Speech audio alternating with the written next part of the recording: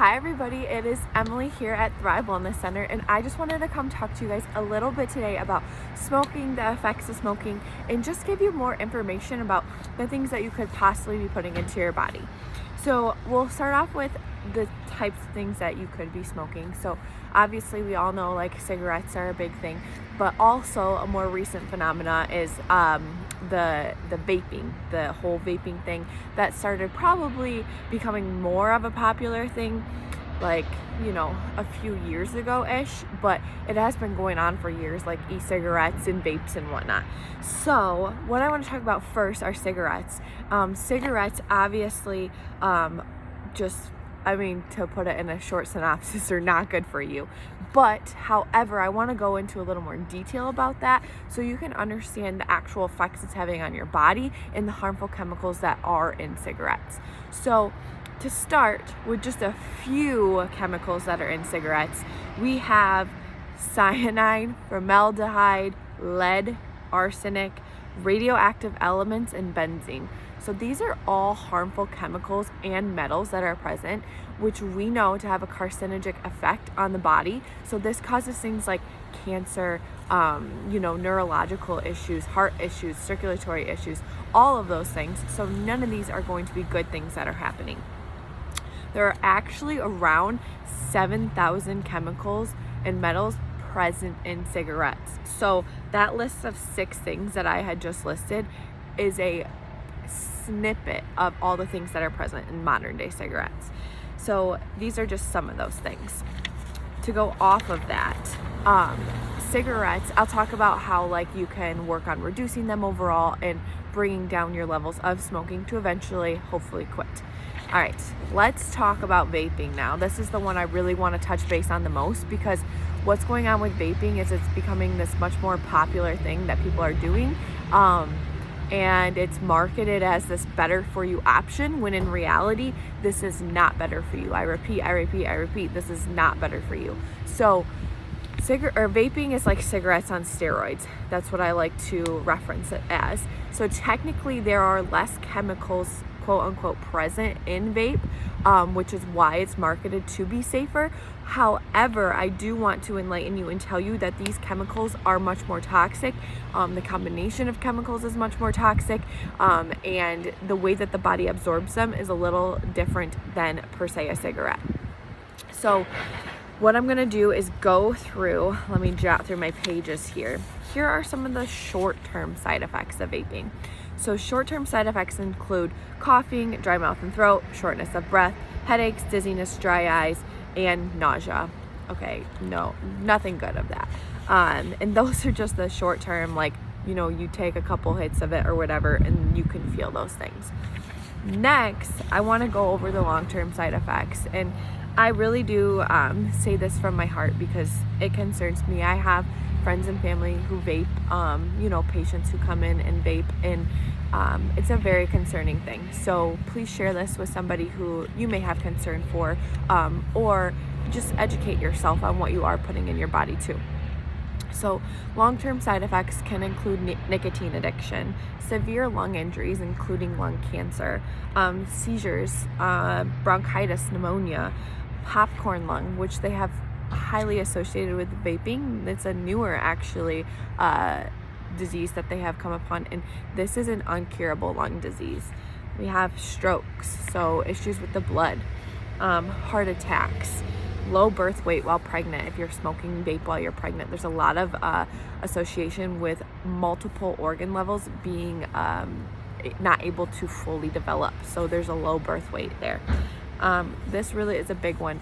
I have multiple friends who are nurses, and they saw, again, once vaping became a much more popular thing a few years back, they saw a huge influx in lungs collapsing. They were having, which is unfortunate too, 16-year-old patients. So number one, they're getting it illegally, which we don't want to supply teenagers with this source of nicotine and addiction from a young age.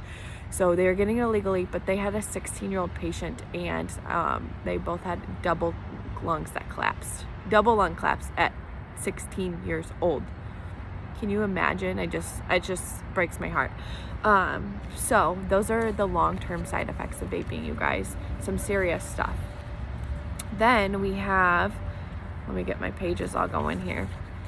All right, now that I kind of was a Debbie Downer, let's talk about how to successfully stop cigarette smoking or vaping, okay?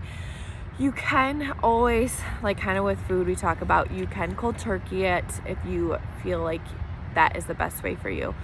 I don't see as much success around quitting anything, whether it be cigarettes, vaping, a food category, any of those things. I don't see high success rates in cold turkeying anything. So I always suggest gradually coming off of things for you, both mentally and physically, because you can have very physical withdrawals from something as addicting as these chemicals with the nicotine. A lot of people think they're addicted to the nicotine, which it is an aspect of it, but also a very, very heavy aspect is the chemical addiction. Your brain becomes so stimulated by those chemicals that are in the cigarettes and in the vape that it becomes also a very addicting part of those things. And also the oral fixation of, like, you know, having the hand-to-mouth connection, which we'll assess as well.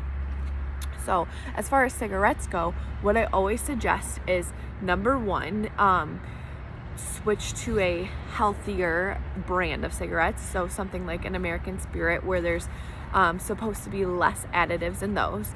And then what I suggest is reducing by 1 cigarette per day, and then reducing from that per week.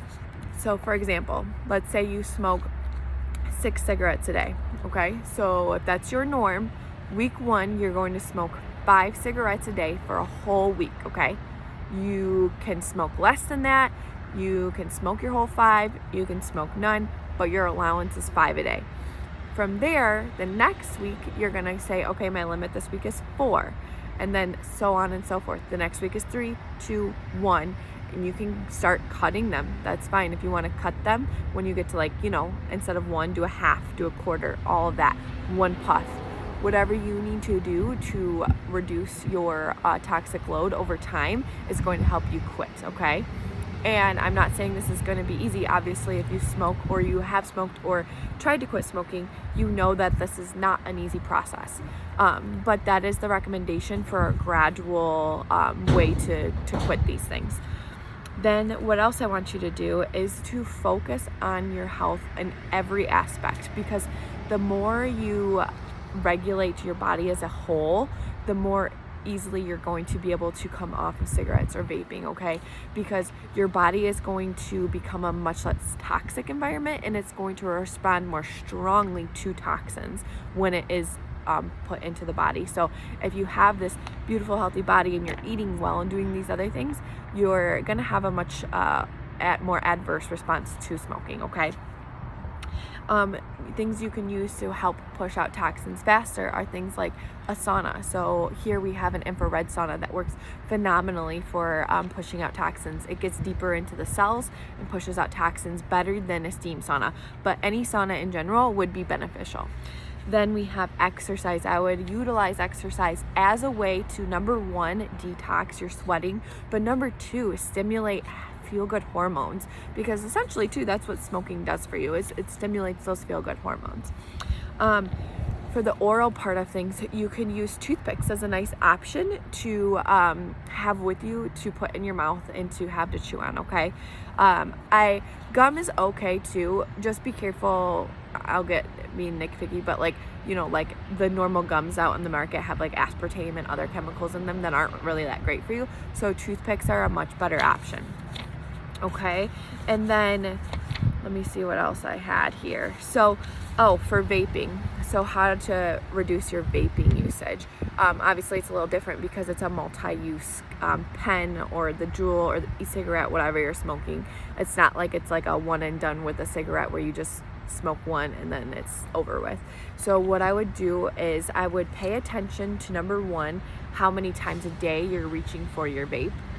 Add that up. And then number 2, I would look at your average week and how many either cartridges you're buying or using, how many disposable vapes you're using. Sorry, I'm gonna wait for this loud noise to pass. Oh no, he's coming behind me. So I would look at, give it one more second. Perfect. Okay. I would look at those things. So I would look at the amount that you're using per day and then the amount you're using per week, and do a gradual reduction like I had mentioned with cigarettes. Those are some really good ways to start reducing that, okay? So those are the really straightforward facts about vaping and cigarettes that are just need to be known and need to really be, emphasized, because these things are super toxic and they're very, very avoidable things. So check all those, get all the information, soak it in. If you need help quitting, or you need help detoxing the body, or having suggestions for anything when it comes to detoxing the body as a whole, we are here for that. We specialize in, any sort of supporting the detox organs and whatnot. All right, you guys, thanks so much for listening. If you have questions, concerns, or you need help, please get a hold of us. We would love to see you. Have a great day.